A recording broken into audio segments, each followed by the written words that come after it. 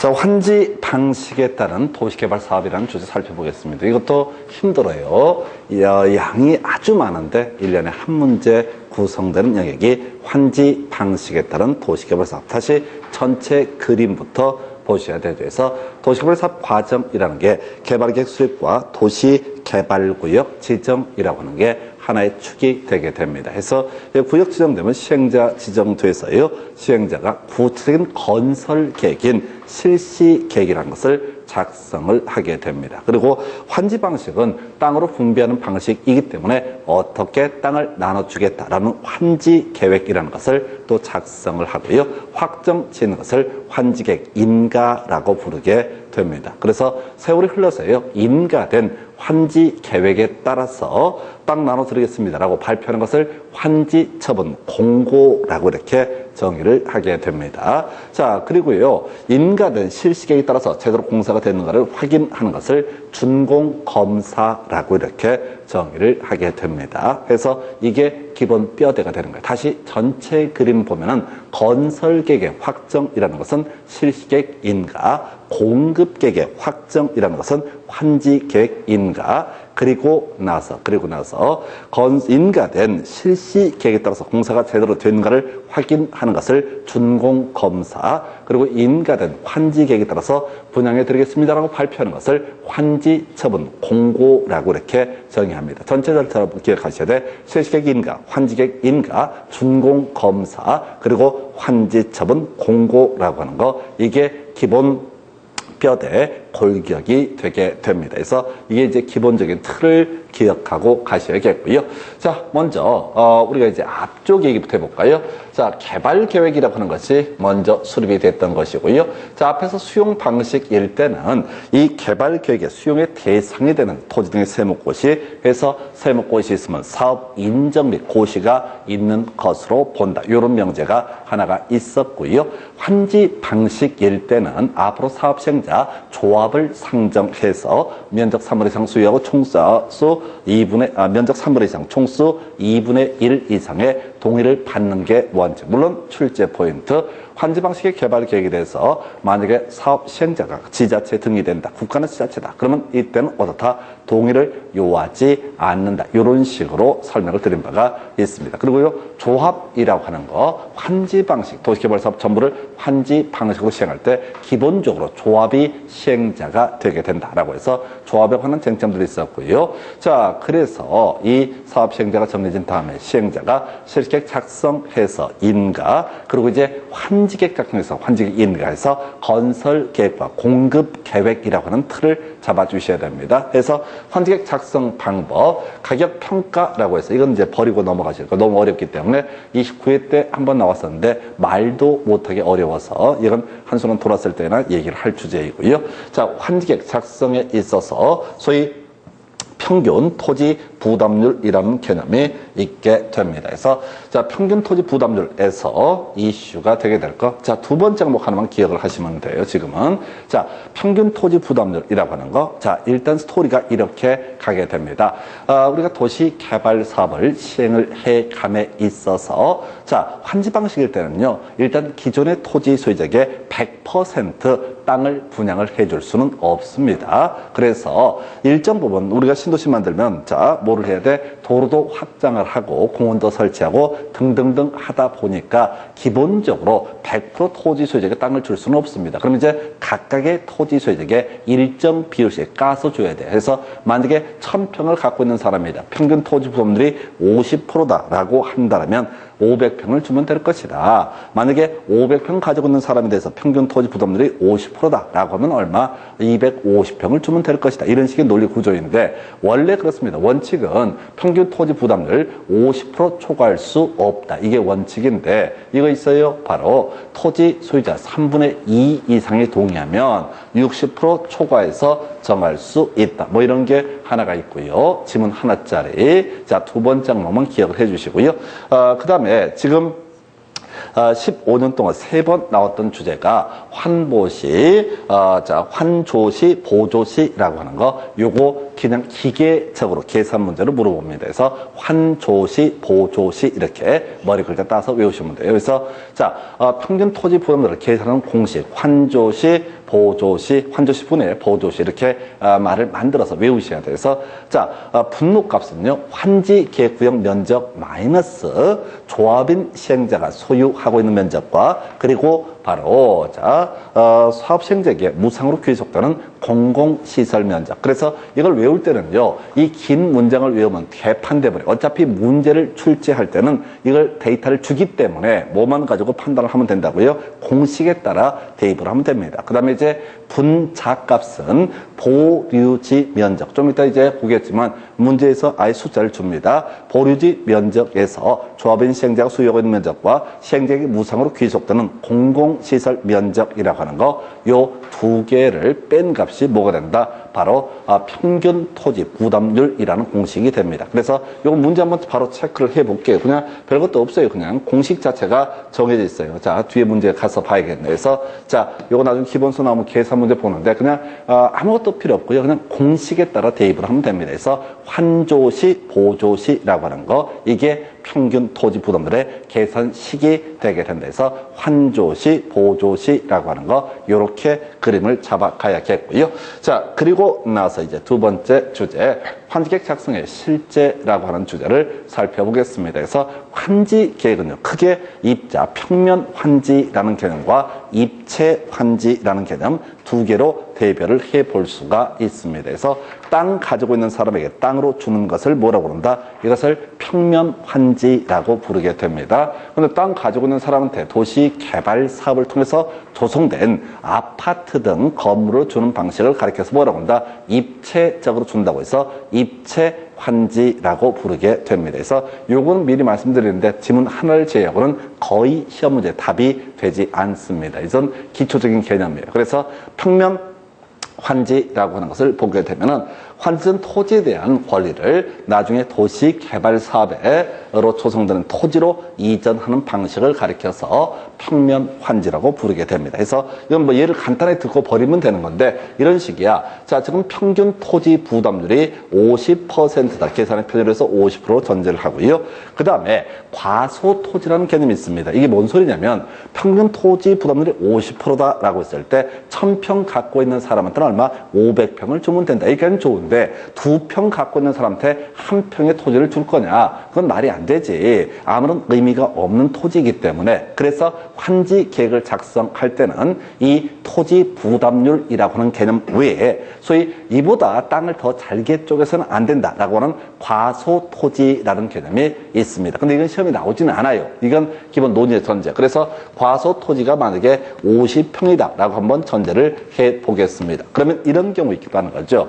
어떤 사람이 땅을 가지고 있는데 90평을 가지고 있습니다. 그러면 평균 토지 부담률 적용하면 얼마? 45평을 주면 되는데 45평은 과소토지에 걸리게 됩니다. 45평 줄 수가 없어요. 그래서 이 사람한테 플러스 5평 해서 50평을 주도록 하자라고 하는 개념을 뭐라고 한다? 증환지. 나중에 환지처분 공고라고 해서 땅 실제 50평 줄 때 이 사람은 땅을 더 받았으니까 청산금이라고 하는 것을 사업 시행자가 받아내게 된다. 이렇게 소리를 잡습니다. 한편 어떤 사람이 110평의 땅을 가지고 있다. 평균 토지 부담률 50%를 적용하면 얼마? 55평을 주면 될 것인데 55평을 줘버리면 또 문제가 생깁니다. 증환지를 할 방법이 없어요. 그래서 이 사람한테는 예를 들어서 5평을 빼고 결과적으로 얼마? 50평을 주게 된다. 이런 걸 뭐라고 한다? 감환지라고 부르게 됩니다.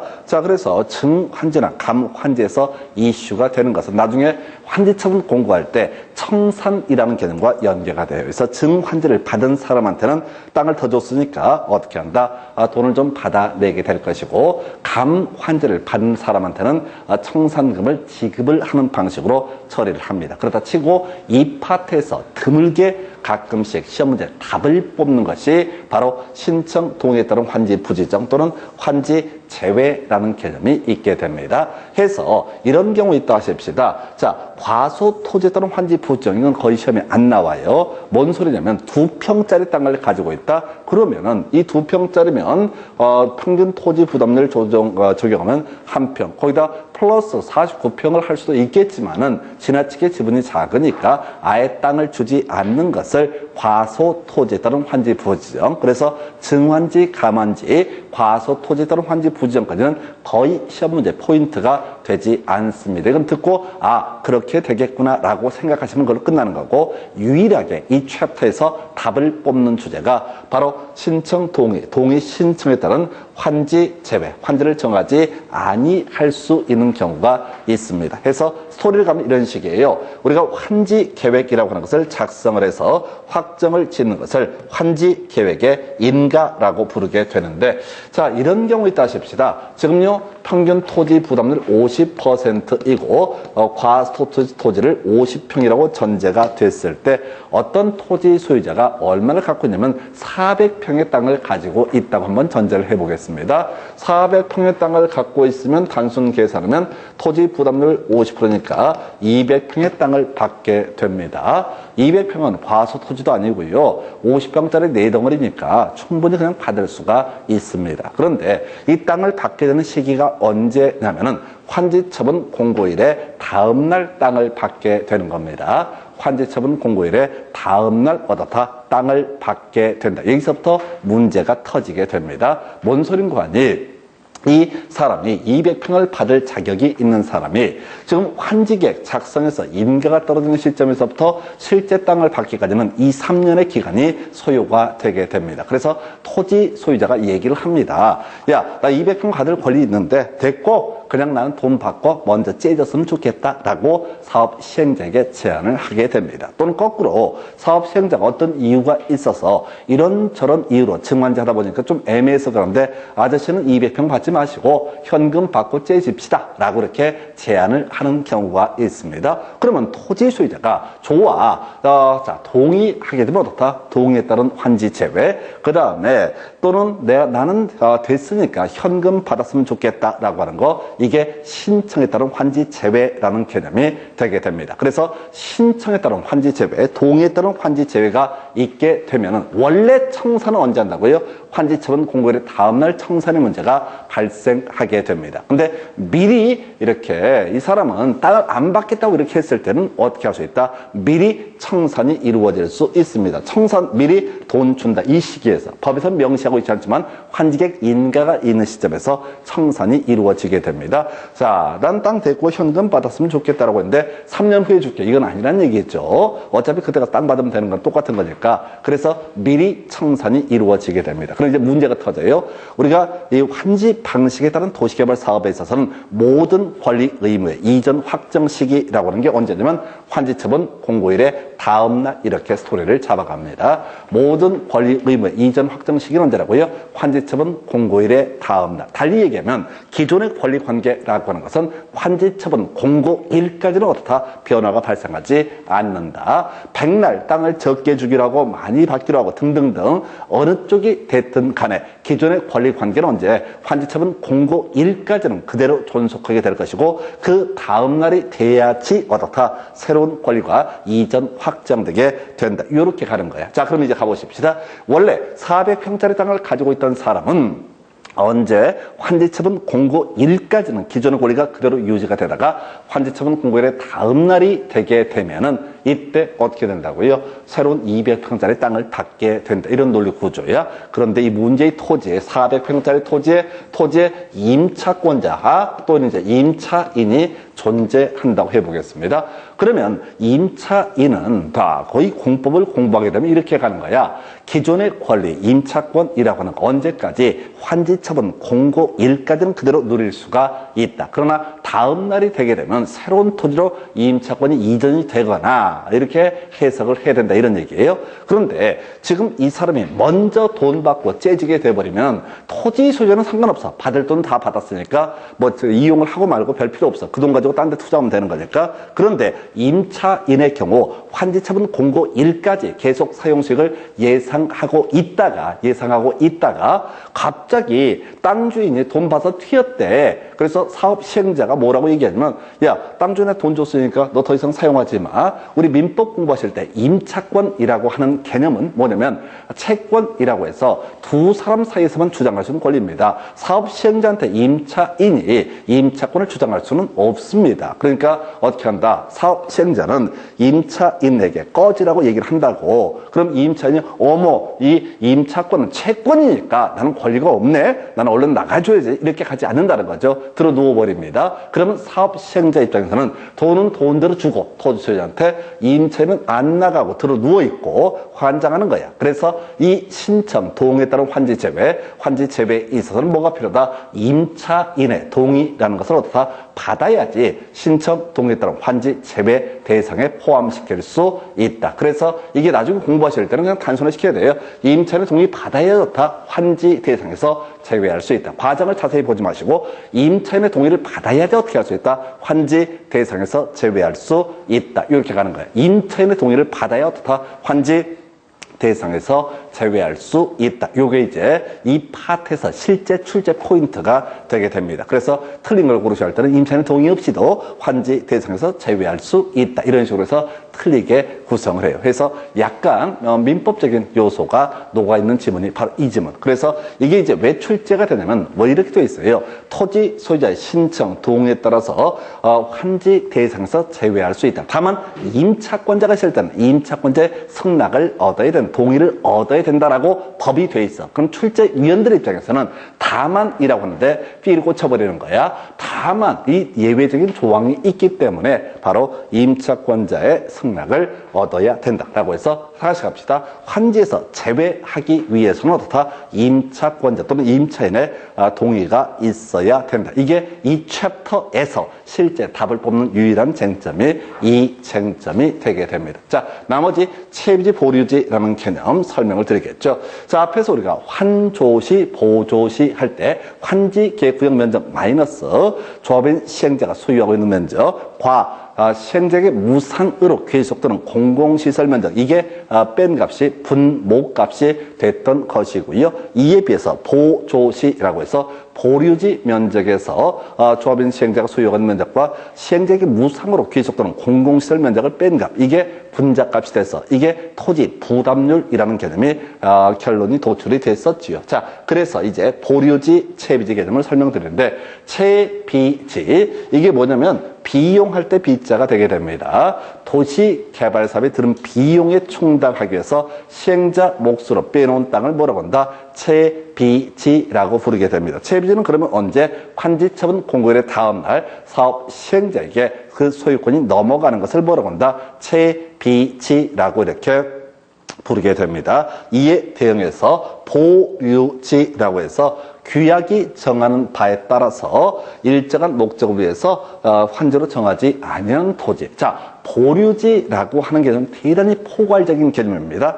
엄밀히 얘기하면 채비지도 어떻다? 보류지의 일종이 돼요. 그래서 일반 사인에게 분양하지 않는 토지를 총칭하여 부를 때 뭐라고 한다? 보류지라고 부르게 됩니다. 그래서 요건 이런 예를 제가 들죠. 도시 개발 사업을 하는데 이 동네 특징을 보니까 예를 들어서 자, 천주교라고 할까요? 천주교 신자가 되게 많은 거야. 그래서 천주교 신자인 토지 소유자들이 야, 어차피 우리가 헌금해서 성당 축조를 할 수도 있는데 그냥 땅 몇 평씩 다 떼어 내서 그 땅으로, 땅값으로 어떻게 하자? 성당을 하나 만들자라고 서로 합의를 볼 수가 있다는 얘기입니다. 그러면 이제 성당 무지로 쓰이기 위해서 빼놓은 땅을 뭐라고 한다? 보류지라고 이렇게 얘기합니다. 그래서 이 보류지라고 하는 것은 경우의 수가 워낙 많아요. 각각의 도시개발 사업 시행 과정에서 다 달라질 수 있습니다. 그래서 자, 보류지라고 하는 것, 일반에게 분양하지 않는 토지, 채비지라고 하는 것은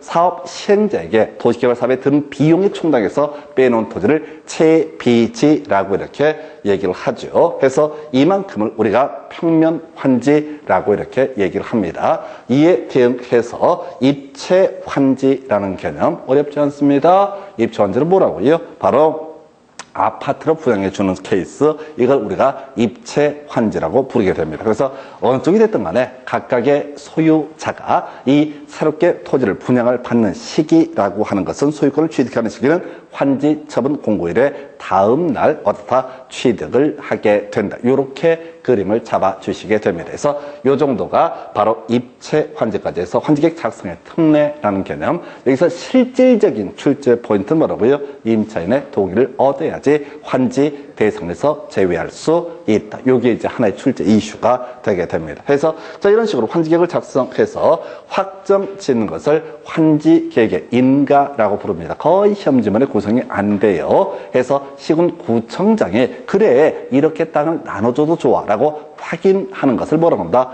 환지계획의 인가. 다시 가볼까요? 앞에서 실시계획의 인가는 누가? 도시개발구역 지정권자가 그래 이런 신도시 만들어줘라고 사인해 주는 것을 실시계획의 인가라고 부르게 될 것이고, 이에 대응해서 환지계획의 인가라고 하는 개념은, 환지계획의 인가라고 하는 개념은 이렇게 딱 나눠서 줘라고 시군구청장이 확인해 주는 것을 환지계획 인가라고 부릅니다. 거의 포인트가 되지 않아요. 그래서 이런 식으로 해서 환지계획이 확정이 됐습니다. 그러면 모든 권리관계 이전 확정 시기 언제라고요? 환지처분 공고일에 다음날 이렇게 해석을 합니다. 모든 권리관계 이전 확정 시기 언제? 환지처분 공고일의 다음날. 그런데 자, 이런 경우 있다 하십시다. 자, 도시개발구역 안에 갑이라고 하는 사람이 A란 토지를 가지고 있는데 인가된 환지 계획을 보니까 B란 토지를 분양을 받기로 약속이 되어 있다. 그러면 갑의 소유권, A의 토지에 대한 소유권은 환지처분 공고일이 끝나는 때까지 존속이 되게 됩니다. 그리고 환지처분 공고일의 다음 날이 되게 되면 갑은 B란 토지의 소유권을 취득을 하게 됩니다. 우리가 민법 공부하실 때 소유권이라고 하는 것은 사용, 수익, 그리고 처분에 관한 권리라고 얘기를 합니다. 그래서 굳이 단순화시키면 갑은 A란 토지에서 환지처분 공고일까지 사용수익 등을 할 수가 있다. 그리고 환지처분 공고일의 다음 날이 되면 어떻다? B란 토지에서 사용수익 등을 할 수가 있다. 이렇게 이제 그림을 잡아가는데 이게 하나 문제가 터져요. 지금 A란 토지가 나대지입니다. 건물이 없는 토지예요. 그런데 갑의 입장에서는 신도시도 만들어지고 하니까 어떻게 하고 싶어? 건물을 미리 짓고 싶습니다. 도시개발사업 시행 과정에서 건물을 지어 올리고 싶어요. 그런데 여기다 건물을 짓게 되면, A라는 토지도 건물을 짓게 되면 이 건물을 들고 갈 수가 없다는 얘기죠. 그래서 나오게 되는 개념이 앞으로 환지 처분을 받게 될 토지에 대해서 기존 토지에 있던 사용 수익 권능을 이전시켜주는 제도를 가리켜서 뭐라고 한다? 환지 예정지의 지정이라고 부르게 됩니다. 그래서 환지 예정지 지정은 할 수도 있고 안 할 수도 있는데요. 사업 시행자가 갑을 위해서 B란 토지에다가 환지 예정지 지정을 해주게 되면은 갑은 그때부터 뭐야?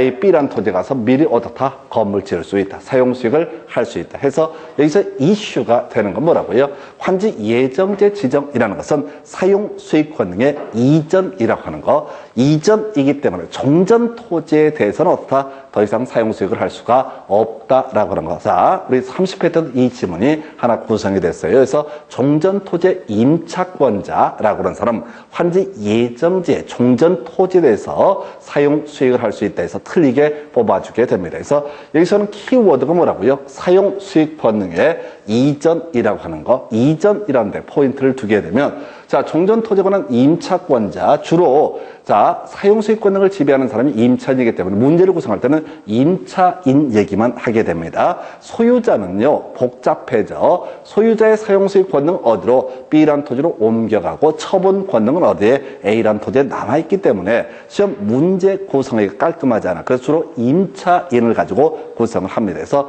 자, 종전 토지 임차권자, 환지 예정지에서 자, 종전과 동일한 내용의 권리를 행사할 수 있으나까지 좋은데요. 종전 토지는 어떻다? 더 이상 사용수익할 수 없다 해서 이게 길게 되어 있는데 우리가 기억을 해야 될 건 뭐라고요? 임차인 또는 이제 소유자 어느 쪽이 됐든 간에 종전 토지는 어떻다? 더 이상 사용수익을 할 수 없다. 문장이 상당히 긴데 그걸 다 쫓아가면 안 되고 사용수익 권능이 이전되기 때문에 종전 토지는 더 이상 어떻다? 사용수익을 할 수 없다 해서 30회 때 종전 토지에 대해서 사용수익을 할 수 있다 해서 틀리게 해서 구성했던 사례가 있었습니다. 물론 답은 아니었었는데 하여튼 종전 토지는 어떻다? 더 이상 사용 수익할 수 없다 해서 여기서 주어는 뭡니까? 임차권자, 서술은 뭡니까? 종전 토지는 사용할 수 없다. 과정 다 잊어버리시고요. 종전 토지는 더 이상 어떻다? 사용 수익 권능이 이미 B라는 토지로 이전됐기 때문에 더 이상 사용 수익을 할 수가 없다라고 이렇게 정리를 하게 됩니다. 그래서 요게 기본 구조. 그 다음에 역시 답이 되지는 않는데요.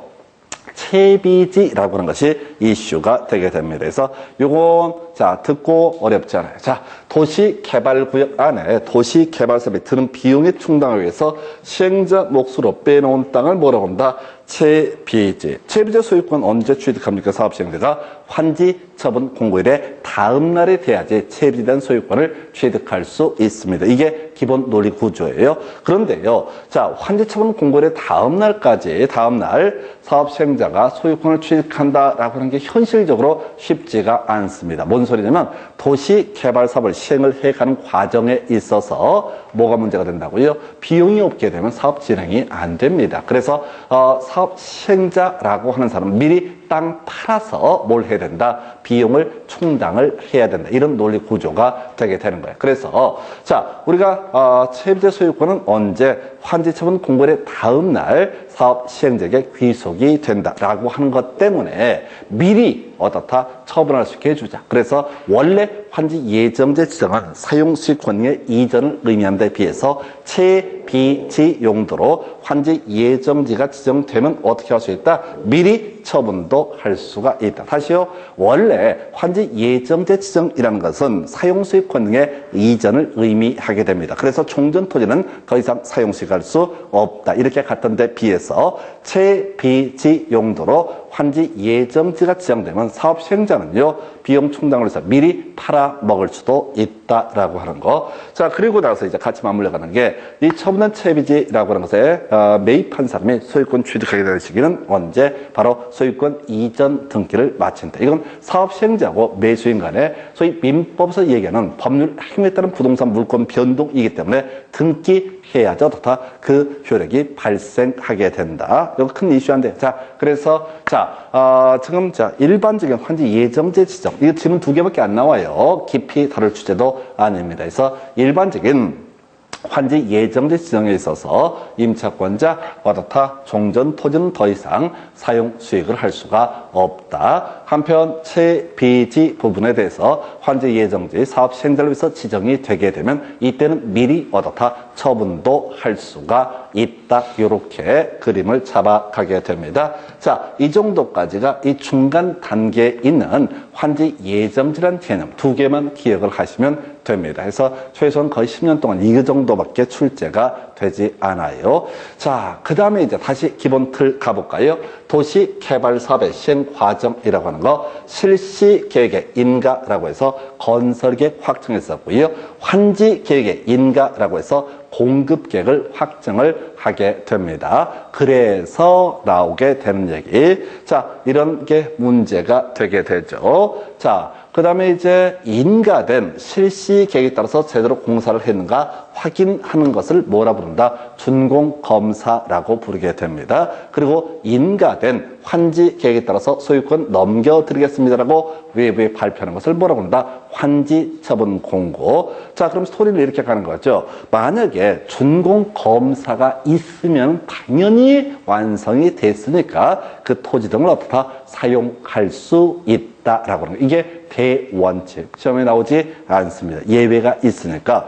근데 준공검사 전에도요, 따로 이 사업시행에 지장을 주지 않는다라고 하면 지정권자한테 인가 받아 가지고 지정권자한테 허가 받아서 어떻게 할 수 있다? 미리 사용할 수 있다. 이것도 시험에 나오지 않습니다. 준공검사 전에 허가 받아 사용할 수 있다. 무조건 그렇다라고 하면 그걸 외우셔야 돼. 근데 거기에 또 예외가 있습니다. 바로 사업 시행자라고 하는 사람. 이 사업 시행자는 채비지 부분에 대해서 공사가 완료가 된 상태이고 두 번째, 자, 지금 준공검사 전이라 할 때 허가 없이도 어떻게 할 수 있다? 그 조성 토지 등을 사용할 수 있다 해서 그래서 결론은 딱 한 문장만 외우시면 되는 겁니다. 그래서 다시 준공검사 있으면 자 원칙 첫 번째 원칙 준공검사 후에 어떻게 할 수 있다? 사용할 수 있다. 이것에 대한 예외로서 준공검사 전이라고 할지라도 허가 받으면 어떻게 할 수 있다? 사용할 수 있다. 근데 이것도 예외가 있다고요. 준공검사 전인데 자, 세 번째 항목 준공검사 전인데 바로 허가 없이도 어떻게 할 수 있다? 사용할 수 있다. 그럼 시험에 내릴 수 있는 것은 마지막 예외를 가지고 시험 문제 구성이 됩니다. 그래서 이 명제예요. 시행자는 준공 전에 허가를 받지 아니하고도 채비지를 어떻게 할 수 있다? 사용할 수 있다. 해서 10년 동안 2번 답을 뽑은 지문이 이 명제가 되게 됩니다. 이 주변에 있는 나머지 지문은 아예 구성도 하지 않습니다. 시행자는 준공 전에 허가를 받지 아니하고도 어떻게 할 수 있다? 사용할 수 있다. 이렇게 그림을 잡게 됩니다. 해서 사업 시행자 준공 전에 허가를 받지 아니하고도 다 채비지를 사용할 수 있다라고 하는 거예요. 해서 이렇게 두 개 주제 각각 정리를 해서 최대 3개가 되나요? 해서 다시 갑시다. 환지 예정지에 지정했으면 종전 토지는 더 이상 다 사용할 수 없다. 두 번째 이슈 채비지 용도로 환지 예정지가 지정되면 사업시행자는 미리 처분도 할 수가 있다. 세 번째 준공 전에 허가 없이도 사업시행자는 채비지를 어떻다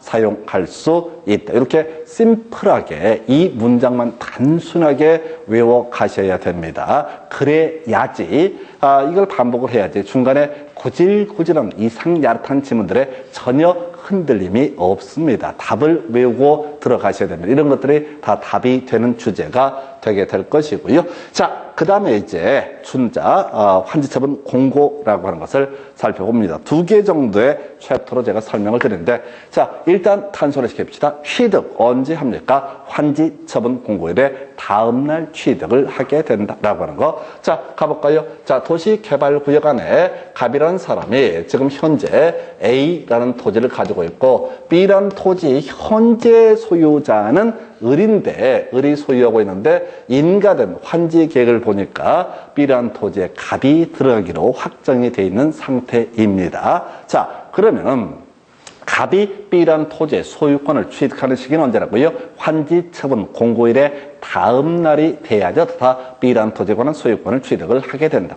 근데 갑이 B라는 토지의 소유권을 취득하려면 기존의 권리라고 하는 것이 어떻다? 소멸해야지. 어떻다? 갑이 이 문제 토지에 소유권을 취득할 수 있습니다. 만약에 갑도 소유권을 갖고 있고 을도 소유권을 갖고 있으면 개판돼 버리거든요. 이런 것은 논리적으로 성립할 수가 없습니다. 그래서 자, 취득하는 시기는 언제라고요? 환지처분 공고일의 다음 날. 그럼 취득하려면 기존의 권리가 소멸해야 됩니다. 언제 소멸합니까? 환지처분 공고일이 끝나는 때 소멸하게 됩니다. 지난번 시험에서 이렇게 나왔던 적이 있어요. 환지처분 공고일의 다음 날이 끝나는 때 소멸한다. 안 된다. 취득하는 시기는 언제라고요? 환지처분 공고일의 다음 날. 그러면 이 권리가 새롭게 취득을 하려면 기존의 권리가 소멸해야 될 것인데 이게 언제 소멸한다? 환지처분 공고일이 끝날 때. 만약에 5월 3일 날 환지처분 공고가 이루어진다. 공고가 5월 3일 날 있다. 그러면 취득하는 사람 뭐라고요? 5월 4일 0시가 되면 어떻다? 권리를 취득할 수 있다. 그러면 이 5월 4일 0시 됐을 때 이 사람 권리를 취득하려면 기존의 권리라고 하는 것은 5월 3일 밤 11시 59분 59초 점점점 해서 환지처분 공고일이 끝나는 때 미리 권리가 소멸해야 된다라고 하는 거. 이게 기본 틀이에요. 자, 나중에 소멸하지 않고 존속하는 것들 따로 공부할 텐데 먼저 취득하는 시기 다음 날이라고 하는 것이 포인트가 되게 됩니다. 그래서 자, 이렇게 되어 있어요. 환지 계획에서 정해진 환지는 환지처분 공고가 있는 날의 다음 날부터 종전의 토지로 본다. 모든 권리 공개 이전 확정 시기 언제? 환지처분 공고일의 다음 날 이렇게 그림을 잡게 됩니다. 자, 그러면은 나머지 경우에서 볼까요? 입체 환지처분 아파트 분양받는 케이스죠. 그럼 아파트에 대한 소유권은 언제 취득합니까? 환지처분 공고일의 다음 날 취득을 하게 된다. 자, 그럼 너무 쉬워. 그래서 그래서 이슈가 되는 게 기존 토지에 자 어떤 사람이 예를 들어서 병이라는 사람이 기존에 어떤 토지를 가지고 있는데 얘가 아파트를 분양을 받기로 돼 있다. 그리고 이 문제의 토지는 정이라는 저당권자가 존재했다. 그러면 저당권도 언제 환지처분 공고일의 다음 날 어떻다? 새로운 아파트로 옮겨가게 될 것이다. 이 얘기를 가끔 구성을 합니다. 한 10년에 2번 나왔어요. 이 얘기예요. 입찰환지 처분이 있는 경우 종전 토지에 대한 저당권은 환지처분 공고된 날의 다음 날부터 해당 건축물의 일부와 그 공유지분에 존재하는 것으로 본다 해서 아파트를 분양받게 되는 시기는 언제니까 환지처분 공고일의 다음 날이니까 종전 토지에 있던 저당권도 결과적으로 환지처분 공고일의 다음 날 옮겨오게 된다. 이렇게 가는 거예요. 자, 주로 요즘에 출제 이슈. 자, 사실은 옛날에 이런 것들을 갖고 구성을 했었고요. 주로 요즘에는 간단한 걸 의외로 많이 출제합니다. 채비지는 누가 갖는다? 사업 시행자가 언제부터 환지처분 공고일의 다음 날 그 소유권을 취득을 하게 된다. 이렇게 그림을 잡게 됩니다. 한편 보류지라고 하는 거, 보류지는 누군지 몰라요. 환지 계획서 정한자가 환지처분 공고일의 다음 날 그 소유권을 취득한다. 출제하는 기술이라고 하는 것은 이거 바꿔치기 합니다. 어떻게? 채비지는 환지 계획서 정한자가 환지처분 공고일의 다음 날 소유권을 취득한다. 이렇게 트릭을 쓰고요. 보류지라고 하는 것은 사업 시행자가 환지처분 공고일의 다음 날 소유권을 취득한다. 이렇게 간단한 얘기를 두 개를 바꿔치기 하는 식으로 출제가 이루어지게 됩니다. 해서 다시요. 채비지라고 하는 것은 누구의 몫의 땅? 사업 시행자 몫의 땅이라고 봤었고요. 보류지라고 하는 것은 그게 어떤 목적인지 알 수는 없으나 일반에게 분양하지 않는 토지를 가리켜서 뭐라고 한다? 보류지라는 용어를 쓰게 됩니다. 그래서 채비지는 사업 시행자가 환지처분 공고일의 다음 날 그 소유권을 취득하고요. 보류지는 환지 계획서 정한자가 환지처분 공고일의 다음 날 그 권리를 취득한다. 그래서 취득한다라는 식의 뉘앙스, 권리를 취득하는 시기는 언제가 된다? 환지처분 공고일의 다음 날 취득을 하게 된다라고 하는 거. 이렇게 뼈대를 잡아야겠고요. 그럼 이제 새로운 권리를 취득하는 사람이 있으면 권리가 소멸해야지 새로운 권리의 취득자가 존재할 겁니다. 그래서 아까 설명드린 것처럼 소멸이라고 하는 거. 자, 언제요? 환지처분 공고된 날이 끝나는 때 그 권리가 소멸하게 된다. 언제 소멸한다고요? 소멸한다라는 명제 앞에는 환지처분 공고일이 끝나는 때 소멸하게 된다. 이게 포인트. 두 가지 경우수로 나눠봐야 되죠. 자, 환지 계획에서 환지를 정하지 아니하고 있는 종전 토지에 있던 권리라고 하는 것은 환지처분 공고일이 끝나는 때 소멸한다. 자, 이런 얘기입니다. 자, 갑이라는 사람이 A라는 토지를 가지고 있고 이 사람은 B라는 토지를 분양을 받기로 돼 있고요. B라는 토지의 원래 소유자 을이었는데 을은 어떤 이유가 있어서 바로 지금 이제 땅을 받지 않기로 결정을 했다. 그래서 미리 청산이 된 사례가 아니다라고 했을 때 을의 권리는 갑이 들어오는 걸 막으면 안 되니까 환지처분 공고일이 끝나는 때 소멸한다. 왜 이렇게 뭐라고요? 환지처분 공고일의 다음 날이 끝나는 때 소멸한다. 이렇게 장난을 쳤었다고 외울 게 뭐라고요? 소멸한다라는 명제가 있게 되면 뭐라고요? 환지처분 공고일이 끝나는 때 어떻다? 소멸하게 된다. 자, 실익없는 지역권도 이런 식이야. 자, 요건 민법을 좀 알아야 되는데요. 자, 이렇게 가십시다. 갑이라는 사람이 이쪽 토지가 있고 요역지라고 하는 거 민법을 따지고 공부하실 거예요. 그 다음에 승역지라고 하는 개념이 있게 됩니다. 그래서 이쪽에 도로가 있고요. 그래서 요역지가 소위 학계론에서 얘기하는 맹지에 해당이 된다고 한번 해보겠습니다. 그러면 건물 지으려면요. 자, 이제 방법 중에 하나가 이 문제 토지에다가 지역권이라고 하는 것을 지역권을 설정을 해서 뭘 할 수 있다? 나다닐 수가 있습니다. 그런데 나중에 신도시 개발 사업을 할 때 얘를 맹지로 안 만들건 도로를 다 만들어 주거든요. 그러면 더 이상 쓸모가 없어진 지역권이라고 하는 거. 이것은 언제? 환지처분 공고일이 끝나는 때 어떻다? 소멸하게 된다. 해서 이건 이제 민법까지 아니고 공부를 해야지 소화할 수 있는 내용인데 외울 게 뭐라고요? 소멸한다라는 명제가 있게 되면 뭐라고요? 환지처분 공고일이 끝나는 때 소멸. 취득은 언제 한다고요? 환지처분 공고일의 다음 날. 취득은 언제 한다고요? 다음 날 취득하고 자, 소멸은 언제 한다고요? 환지처분 공고일이 끝나는 때 소멸한다. 해서 대부분의 권리는 이 두 가지로 가는 거야. 취득의 문제하고 소멸의 문제로 해결을 하게 됩니다. 자, 그런데 말이죠. 자, 하나 넘어가지 않는 게 있어요. 모든 권리 관계가 다 넘어가게 되는데 넘어가지 않는 경우가 있습니다. 예를 들어서 이런 경우 있다 싶시다. 갑 소유의 A라는 토지, 갑이 A라는 토지를 소유하고 있었고 B라는 토지를 자, 분양을 받기로 확정이 됐다라고 인가된 환지계획에서요.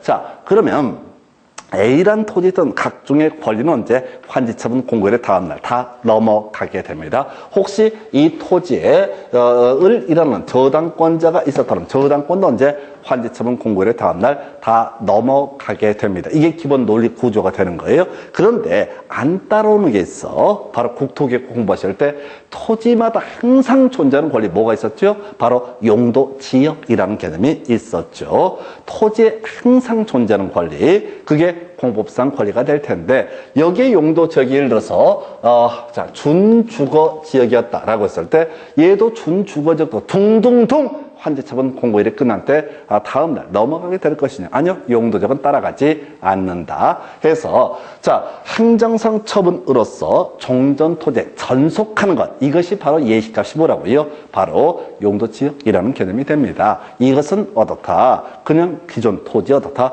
존속하게 된다. 해서 정리하면 세 가지입니다. 자, 취득한다라고 하면 언제? 환지처분 공고일의 다음날 취득한다. 소멸한다라는 명제는 뭐라고요? 환지처분 공고일이 끝나는 때 소멸하게 된다. 그리고 존속한다라고 하는 거 행정상 처분으로서 행정상 처분으로서 종전토지에 전속하는 것에 대해서는 문장에서 뭐라고요?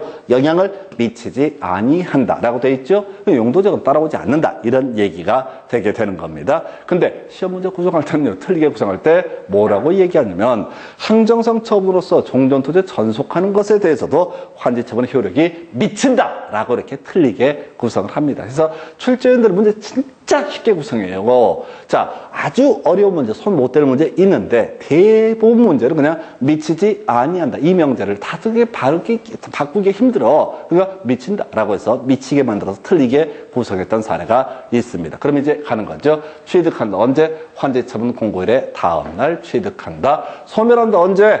환지처분 공고일이 끝나는 때 소멸하게 된다. 미치지 아니한다라고 하는 거. 이렇게 세 가지 명제. 그래서 결국은 내용과는 무관하게 모든 명제, 제일 뒤에 있는 표현을 가지고 출제 이슈, 포인트를 삼고 있다. 이렇게 얘기를 합니다. 해서 여기 문장 중에 재판상 처분으로서 종전토지에 전속하는 거 이거 시험에 안 나옵니다. 이게 뭐냐면은 이런 경우야. 자, 어떤 지역, 이 A라고 하는 토지에 대해서 자, 재판상 처분이라고 해서 자, 그런 거 있죠. 폴리스 라인 이렇게 쳐놓은 거 있죠. 법원에서 여기는 출입을 하지 마라 라고. 왜? 사람을 살해된 장소이거든. 핏덩어리가 있거든. 그러니까 출입 금지 이렇게 재판상 처분을 했다. 그랬을 때 그 핏덩어리들이 환지처분 공고일이 끝나는 때 또는 그때 같이 둥둥둥 떠서 B란 토지로 옮겨갈 것이냐? 그렇지 않다. 그래서 재판상 처분으로서 종전토지에 전속하는 처분에 대해서는 어떻다? 영향을 미치지 아니한다. 근데 이건 시험에 안 나오고 항상 시험에 이슈 딱 한 번 나왔어요. 행정상 처분으로서 종전토지에 전속하는 것에 대해서는 어떻다? 영향을 미치지 아니한다. 다시 갑시다. 전체 그림 보겠습니다. 자, 건설계획의 확정이라고 하는 거 실시계획의 인가, 공급계획의 확정이라고 하는 게 뭐라고요? 환지계획의 인가 이렇게 되어 있습니다. 그래서 건설계획에 따라서 인가든 실시계획에 따라서 제대로 공사가 되는 걸 확인하는 것을 준공검사, 인가된 환지계획에 따라서 소유권 넘겨드리겠습니다라고 외부로 사업시행자가 발표하는 것을 환지처분 공고. 그래서 환지처분 공고 있으면 취득식이 언제라고요? 환지처분 공고일의 다음날 취득한다. 그리고 기존 토지 또는 기존 권리는 환지처분 공고일이 끝나는 때 소멸한다. 유치하게 환지처분 공고일의 다음 날이 끝난 때 소멸한다. 이렇게 말장난들 하게 됩니다. 거꾸로 치는 훈련 자꾸 하셔야 돼. 그리고 미치지 아니한다. 행정상 처분으로서 종전투제 전속하는 것에 대해서는 어떻다? 영향을 미치지 아니한다. 이렇게 가게 됩니다. 그래서 이렇게 보시고 마지막 단계 이제 청산이라는 개념이 나오게 됩니다. 그래서 청산금의 확정 시기요. 환지처분 공고일의 다음 날 확정됩니다. 뭔 소리냐면 땅을 적게 받든 많이 받든 아까 우리 증환지나 감환지라는 개념인데 땅을 받는 시기는 언제입니까? 환지처분 공고일의 다음 날 받게 됩니다. 그럼 적게 받은 사람은 청산금을 받을 권리가 발생할 테고 많이 받은 사람은 어떻다? 청산금을 내야 될 법적 의무가 발생하게 될 것입니다. 해서 원래 논리 구조는 이렇게 가는 거예요. 자, 가십시다. 자, 환지처분 공고가 있으면 그 다음날 권리를 취득하고 많이 받은 사람한테는 뭘 해야 돼? 청산금 받아내야 되고 적게 받은 사람한테는 청산금을 교부를 해야 되는 문제가 발생되게 됩니다. 예, 근데 말이죠. 문제는 있다는 거죠. 이게 환지처분 있고 나서 돈을 주거니 받거니 하게 되면 현실적으로 개판돼 버립니다. 너무 어려워요. 지금 땅 받았는데 소유권 취득했는데 청산금 안 내면 어쩔 거야? 뭐 소송 걸던가 말던가 이렇게 나오니까 현실에 있어서는 미리 청산금을 주거니 받거니 다 합니다. 그리고 나서 청산금이 다 정리가 되면 그때 뭘 한다고요? 환지처분 공고라는 것을 하게 됩니다. 자, 이 얘기 현실적인 부분을 고려해서 분할 징수, 분할 교부할 수 있다라고 되어 있죠. 그래서 앞에 볼 것도 없어요. 그냥 어떻다? 분할 징수, 분할 교부할 수 있다. 그래서 현실에 있어서는 환지처분 공고를 했다는 얘기는 청산금 주거니 받거니 다 했다라는 의미가 내재가 되어 있습니다. 자, 그다음에 청산금의 위탁, 그다음에 징수 위탁이라고 하는 주제가 나와 있는데요.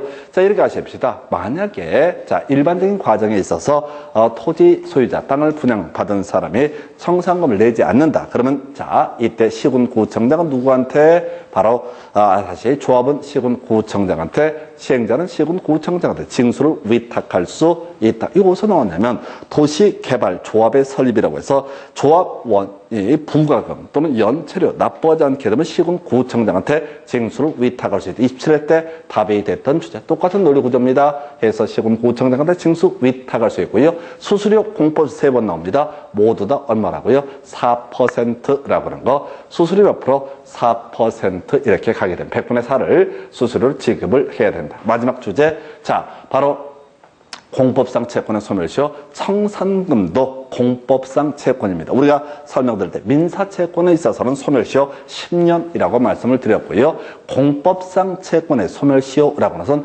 5년이라고 말씀을 드렸습니다. 그래서 앞에서 우리가 수용 방식에 따른 도시개발 사업할 때 특이했던 게 있었어요.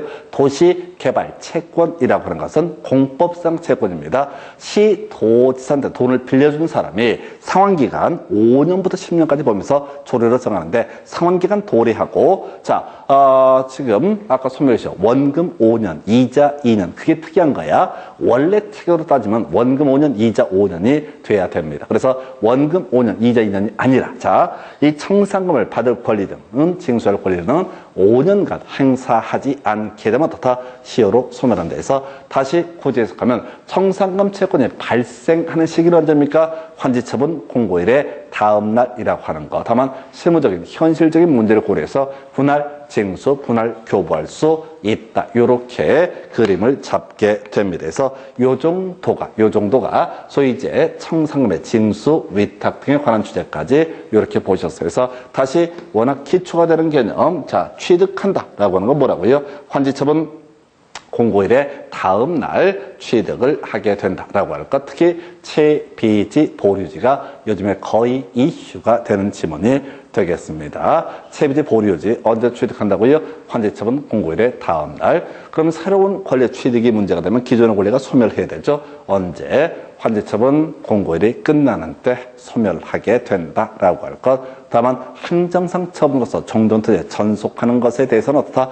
영향을 미치지 아니한다. 이렇게 그림을 잡아가야겠고요. 그리고 나서 청산금 확정되게 되면 이제 받아내게 될 텐데 현실적인 문제를 고려해서 이렇게 뭐라고요? 분할 징수, 분할 교부할 수 있다. 나중에 정비법도 똑같은 명제가 나와요. 분할 징수, 분할 교부할 수 있다.